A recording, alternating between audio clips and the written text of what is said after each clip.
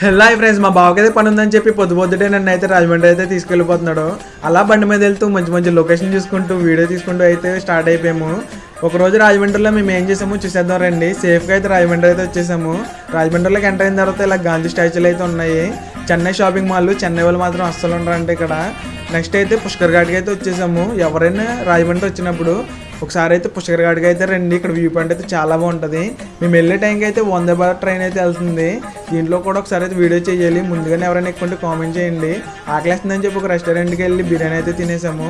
రాజమండ్రిలో డిమార్ట్ ఉంది కదా, ఒకసారి అయితే వెళ్ళిపోయాము అక్కడికి కూడా. మా బావకి అయితే కార్ అయితే బాగా నచ్చిందంట, తీసుకున్నాడు వాళ్ళ అబ్బాయికి అయితేనే. వచ్చే దారిలో మనకి కడిబ్లంక ఉంది కదా, అక్కడైతే మొక్కలు బాగా తక్కువ ఉంటాయని చెప్పి అక్కడైతే మొక్కలు అయితే తీసుకున్నాను. ఈ మొక్కలు అయితే చాలా బాగున్నాయి కదా, నేనైతే ఒక 250 పెట్టి కొన్ని మొక్కలు అయితే తీసుకున్నాను. ఒకరోజు రాజమండ్రిలో ఇలా గడపడం అయితే చాలా బాగుంది. నెక్స్ట్ వీడియోతో మళ్ళీ కలుద్దాం. ప్లీజ్ లైక్ కొట్టి ఫాలో కొట్టండి. ఉంటాను మరి, బాయ్ బాయ్.